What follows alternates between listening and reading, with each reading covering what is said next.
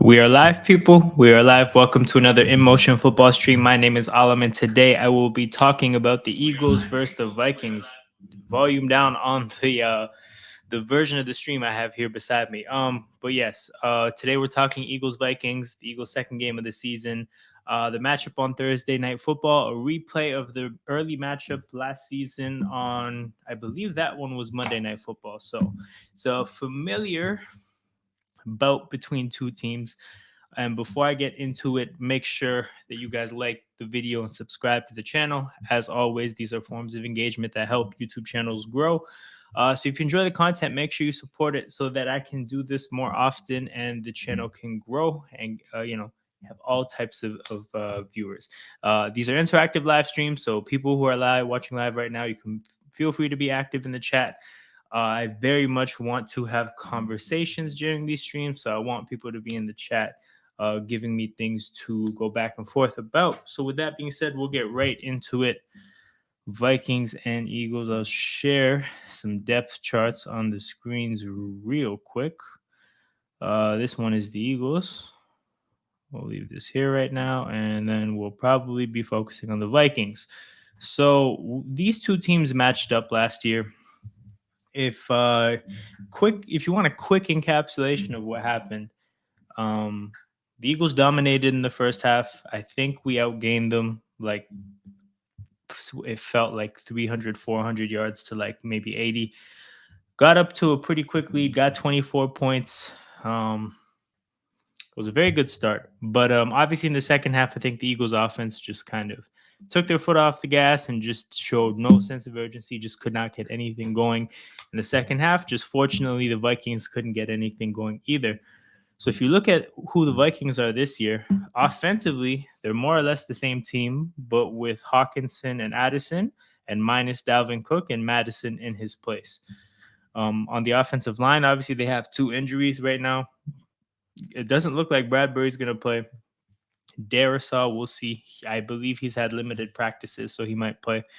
I guess we'll just start with that part of the game. So when the Vikings have the ball, based on what I saw from the Vikings last week, they could not run the ball on Tampa, and they could throw the ball on Tampa in terms of pure yardage. But Kirk turned the ball over 3 times, and yeah, Kirk also it wasn't an efficient passing game. He had a lot of pass attempts. He got his yards, but it was one of those games where it felt like the volume of passes is the reason the production happened. It was a very inefficient game. And then if you look at what the Vikings did to the Eagles last year, is could not run the ball at all. And again, it wasn't an inefficient passing game. It was a non-existent passing game. So I look at what the Vikings are going to do, and I expect them to struggle to run the ball again because they did it last week, they did it last year, and if we look at what they have going on, they don't have an elite running back in Madison. I think he's good, but that's about it. And their offensive line is obviously banged up. I think our defensive line is better against the run. I thought we held up good against the run, all things considered, with Nakobe Dean missing half the game.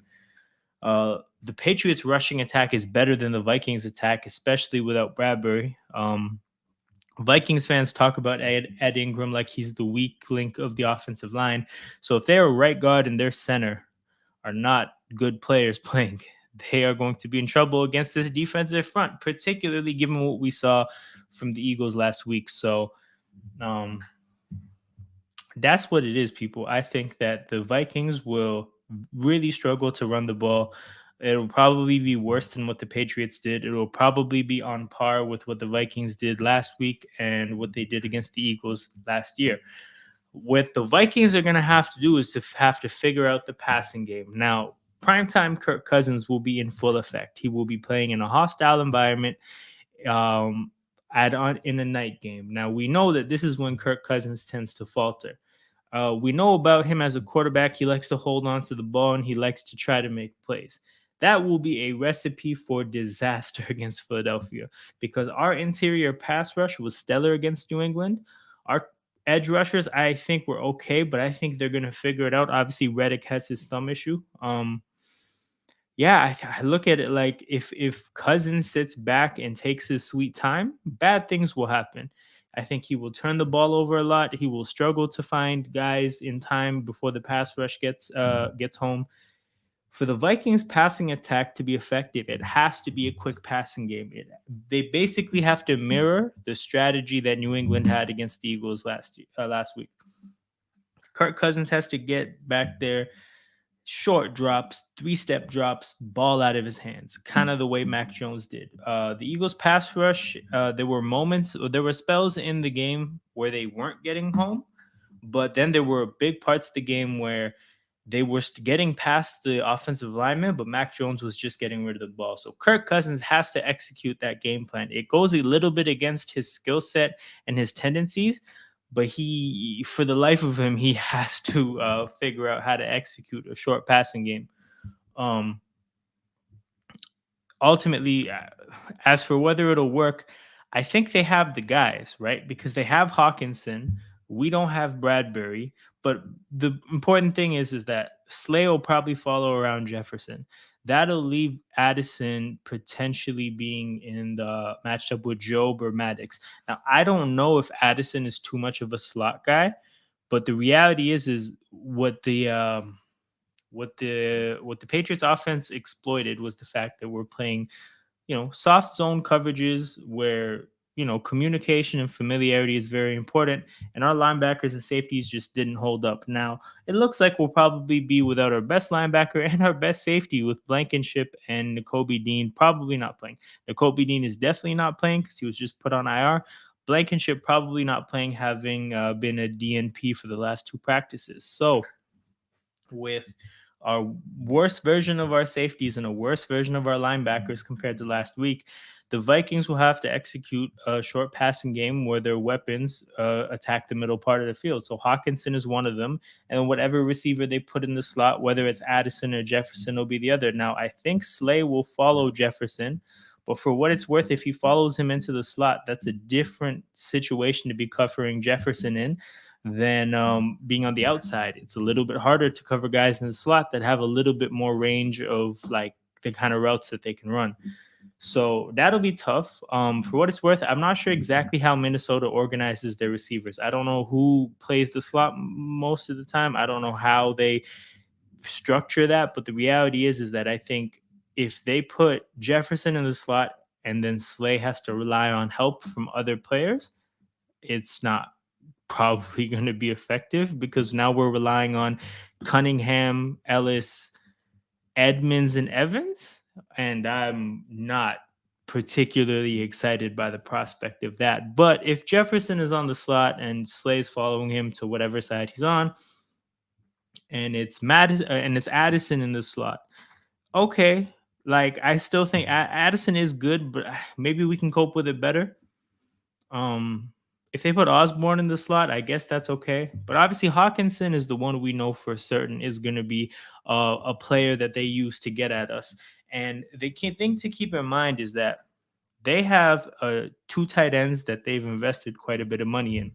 So, two tight end set is probably something they're going to go to because what it'll do is it'll keep our base defense on the field, which means Zach Cunningham is on the field and Christian Ellis is on the field. Now, I think for what it's worth, Christian Ellis has better hopes of hanging in there, but Cunningham in the pass defense will not be good. So they're probably going to get two tight ends on the field, keep Zach Cunningham on the field, and try to exploit what they can with him. That's where the defensive line is going to be really important. We know they're going to get home for sure, but they need to get home as quick as they can. Because if Kirk has early, if he has early options during plays and he can just get the ball out of his hands, it's going to be bad.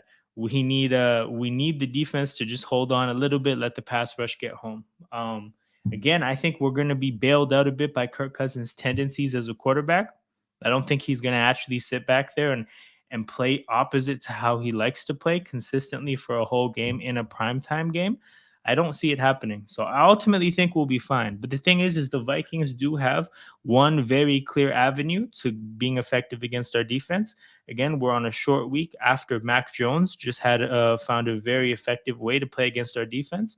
And we're missing two of our better players in the part of the field where we were exploited. So this is the thing. The game plan is simple. I don't expect them to pass the ball where Kirk is sitting back there and waiting for deep routes on the side along the sidelines for the outside receivers to develop. That won't work. I don't expect them to run the ball. It won't work. The Eagles, the Vikings, and every fan watching this game should know exactly what Minnesota's game plan is. So, from the Eagles' standpoint, all eyes are on Sean Desai and what he's going to do about it, because that's the question. How can you cope with something that you know is going to happen? You saw New England do it.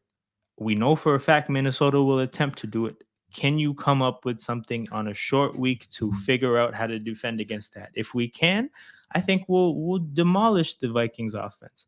If we can't, they'll have an opportunity to get at us a little bit. I still think, all things considered, the interior of their offensive line will come back to bite them in this game. I think Kirk Cousins will turn the ball over and we'll be fine, all things considered.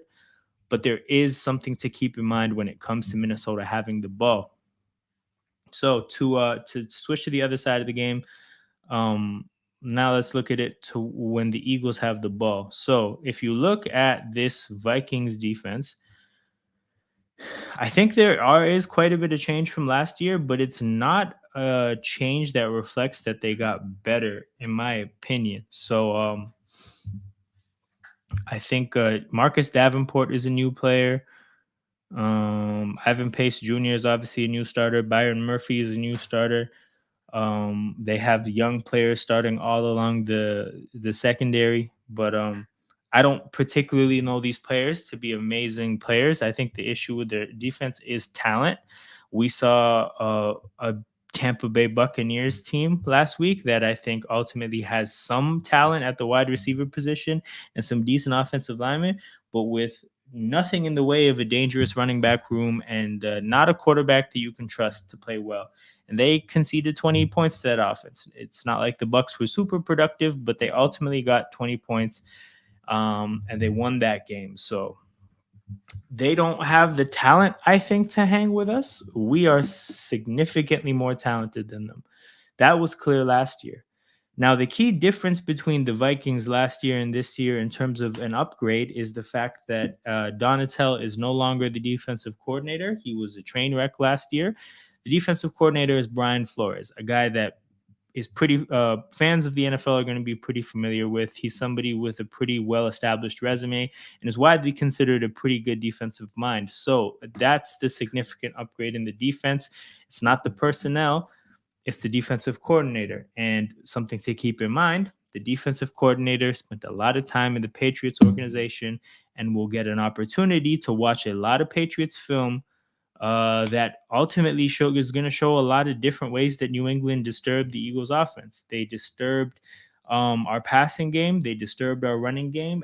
There's no part of what we did in that game that really particularly thrived. So from a tactical standpoint, he's going to have the blueprint. He will have spent time with Belichick enough to maybe understand where Belichick was coming from with the game plan, and kind of beyond just understanding the schemes to run, understanding why they were chosen, and like particularly what about the Eagles is being gotten at to disturb their offense. So with that being the case, I expect them to do a lot of the things that New England did, meaning blitzing Hurts, not letting him sit back there and pick out his receivers, doing unpredictable zones, unpredictable coverages, disguising well. I expect all of that. The big issue is, does Minnesota have the personnel to replicate what New England did? Because despite the fact that people may not be familiar with a lot of the names on New England's defense, they are outside of like the middle of the defensive line and the linebackers maybe and the safeties. Like they're very well, I mean, that's the naming a lot. But the thing is like they have a lot of good players. And the players that aren't pretty good are steady players that fit well into the scheme that make the whole thing tick. Like kind of like our defense last year, to where you had guys like Epps and Kaiser White that aren't necessarily like awesome players, but they fit the scheme and they make the scheme tick, and they allow the better players to be difference makers. That's kind of what New England is. They have the difference makers and the guys that just make the scheme tick.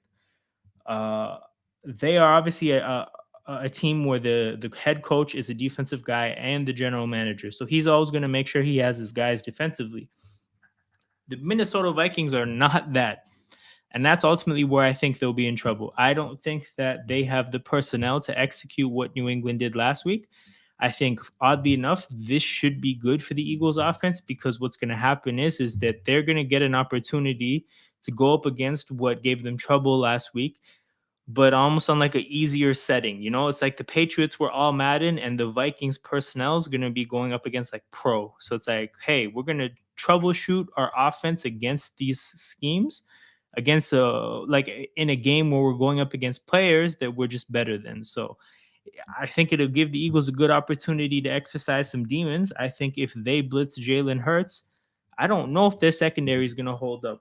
And I also think the Eagles will have a game plan for how to attack those looks. So you give us time to come up with a game plan.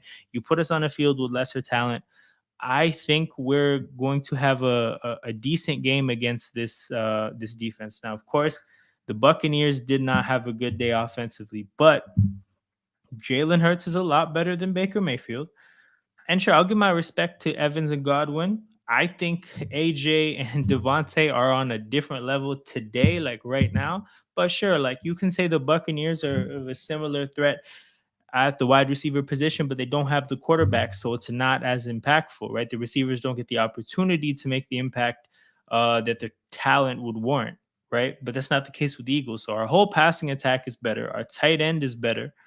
Our offensive line is better, and that's it. Like the thing is like our running backs aren't better than a whole lot of running backs, but they're better than Tampa Bay's running backs. So everything about what the Eagles offense do is better than Tampa Bay, and they scored 20 points. So of course, they scored 20 points partially because their defense got 3 turnovers, but I expect us to get turnovers too. So we should be scoring a lot of points on this offense, on this defense. We should be giving them at least 30, because again, Tampa Bay and Baker Mayfield gave them 20, so we should be giving them 30. Like I said, I think our defense may have some moments where they struggle because of the safeties and the linebackers, but all things considered, they will get it done. So that's how I see this game going. I think that defensively, again, the thing to watch for is Brian Flores and his schemes. Offensively, the thing to worry about is Hawkinson and whatever receiver they put in the slot. Aside from those two things, I think we're in a very comfortable position. And if there's only two things to look at a football field and identify some concern, you're in a pretty good position. You are not in a situation where you should be concerned. And that's ultimately how I feel about this game. It's a road game for a road short week for Minnesota. It's the home opener for the Eagles. The same way Minnesota's going to want a response because our win was so shitty. The Eagles players are going to want a response as well. I think it's a great opportunity ahead of us. I think we will get to exercise some of the demons of last week, and I think we're going to have a good game, all things considered. So, um, yeah, that's how I feel. I think the Eagles will get this win. The Eagles are favorites by seven, in the spread. I think that they'll get it. I would take that. So, like, if I had to predict the game, I'm going 34. 34-20. 34-20 is the score I would take. I will put that in the chat and put it up on the screen so it lives on.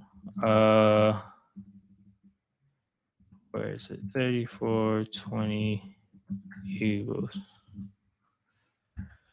So that's what it is, people. That's my prediction for this game. That's how I see this going down. I think that we will have a bounce back game, set us up to where now we have the extended week that's even more extended because the next game is a Monday night game against Tampa Bay.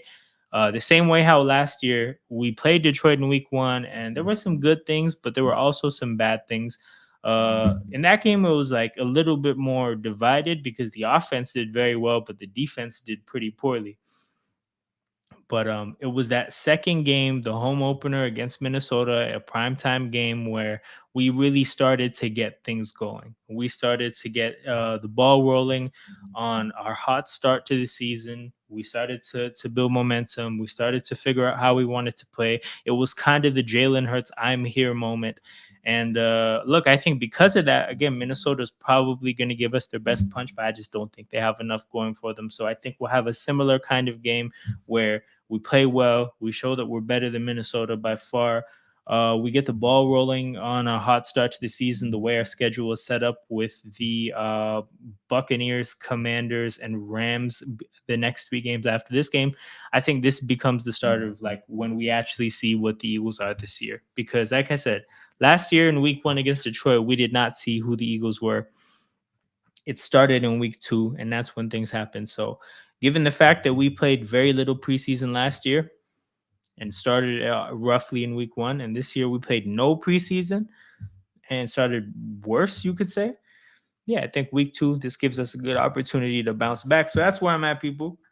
If you guys are watching this on replay, make sure you get your predictions in the chat, your thoughts in the chat. In the comments. I would love to hear what you guys have to say. Um, I'm wrapping this stream up for now, but this is a weekly thing. So for any Eagles fans watching this, I'm a big Eagles fan. I will be dedicating solo streams just to the Eagles stuff for every week. I do everything as far as covering the games, but I always dedicate a specific stream to the Eagles game. So this is what it is, people. If you enjoy Eagles content, come back to this channel every week because there will be a stream just for you. Make sure you get active in the chat because I'd love to hear what people have to say. Yeah, people, I say it a lot, and I'm always going to be annoying about it, but make sure you engage with the content if you enjoy the content. Likes, subscriptions, comments. If you're watching live, getting active in the chat. These are all forms of engagement that help YouTube channels grow. So, being that I want to make this channel as big as possible and reach as many fans as I can, make sure you like the video, make sure you subscribe to the channel. These things are vitally important. And yeah, tap in weekly because, as always, there's a lot of content coming up. So I'll catch you guys around. Probably the Week 1 preview stream on Friday. But yeah, peace.